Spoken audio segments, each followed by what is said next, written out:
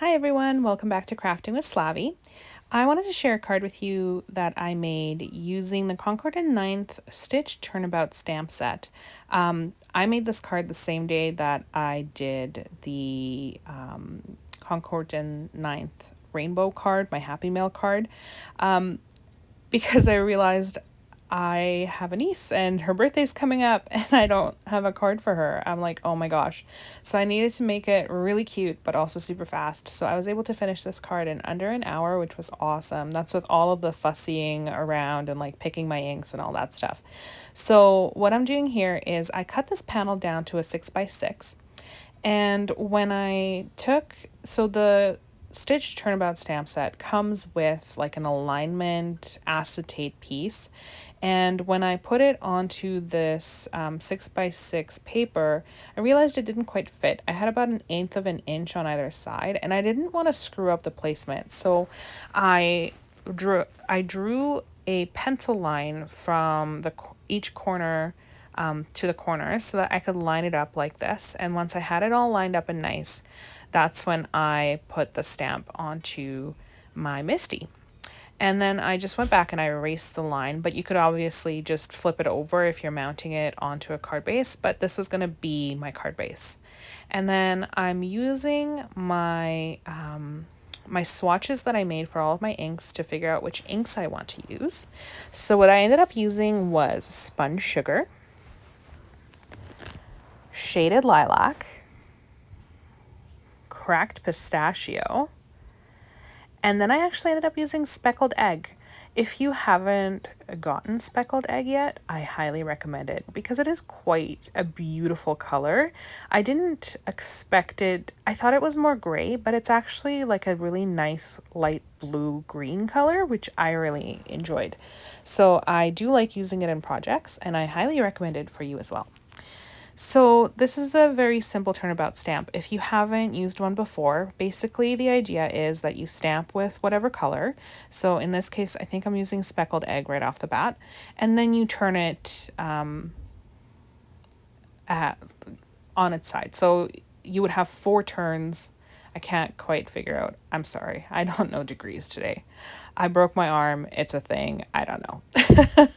So I clean off the stamp in between uses. Obviously, you could do this as a mass production of cards as well. You could cut down several 6x6 panels and then just keep going. But because I was just using the one card, I just had to clean off my stamp in between. Then I would turn it and then I would go in with another color. So in this case, I'm going in with Spun Sugar. And I think the next one that I used might have been Cracked Pistachio. But anyways, so with this particular turnabout stamp, I really like it because it has an outside and an inside piece. So you have 3 different ways of using it. You can either use all of it, which is what I did. I did the outside first so I could use my magnet and hold everything in place because I had to stamp multiple times because, new stamp.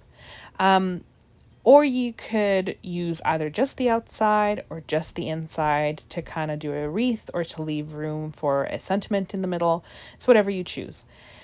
And so I used both. And you can, of course, do both of them at the same time if you're confident in your stamping skills, which, I mean, I'm confident, but not that confident. So here I am aligning the inside of the stamp. And the other nice thing about doing it this way is that I'm not stuck using the same colors. So I could switch it up, which I did. And I thought that it actually ended up looking a lot nicer. It looked a little bit more random. I mean, I love consistency in cards, but sometimes I feel like you just gotta let loose. So I did that here. And then I wanted to do something really special for this card. So I have this awesome glow-in-the-dark embossing powder from Lawn Fawn. So I prepped my area. I did heat set it with my heat gun before I went ahead and stamped it with embossing ink there. And I used this glow-in-the-dark embossing powder. And because I was in a rush, it was closer to the end of the day, I didn't get a really good shot of what it looked like with the lights off. So my apologies. It does show through really nicely. And I actually struggled a little bit because I couldn't get the damn stuff to heat set properly. I just could not figure out at what point it had actually melted. And I tried so many times. I think I might have stamped it like 3 or 4 times and heat set it. And then when I was building the card, I accidentally rubbed some off because obviously it wasn't heat set properly. So if you guys know of a trick, because I tried to look it up, I couldn't find anything. If you guys know of a trick to using this embossing powder, I would really appreciate you sharing, because I love it, but I just don't feel like I used it as appropriately as I could have. And I also didn't take really great photos at the end because I was in such a rush to get it done. I just threw it in an envelope and off it went to the post office. Yeah. Things that happen when you lead a busy life, right?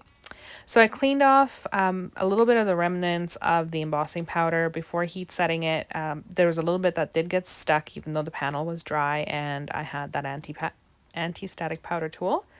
And there you can see it kind of glowing in the dark, sort of, kind of. It was too light outside. And what I did is, instead of mounting this onto a card panel, I actually cut it down to size. And because I don't have great 12 by 12 paper, I did use my envelope punch board to make my own envelope for this. But what I ended up doing is I cut it down, and you can do this with whatever size. So you cut down the panel to the same size as the front panel, but add a 1/2 inch to one side and then score it at the 1/2 inch mark. And that's where you attach it to the front of your card, which is what I did here. And I just used liquid glue. You don't have to use liquid glue. You can use double-sided tape, whatever your favorite adhesive is. Just go nuts. And I used art glitter glue because I love it.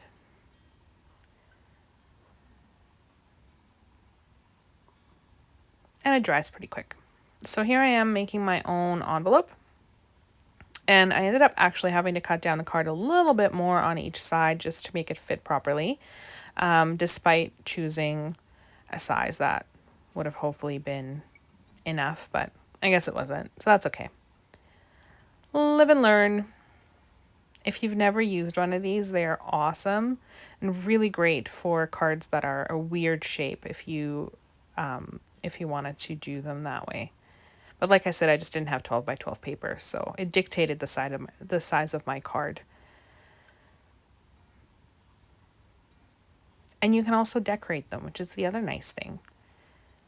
And there's plenty of people on YouTube who will show you how to decorate them. It's quite amazing what they do with these envelopes.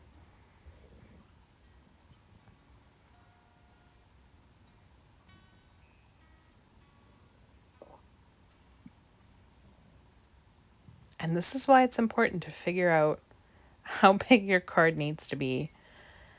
I struggled, y'all.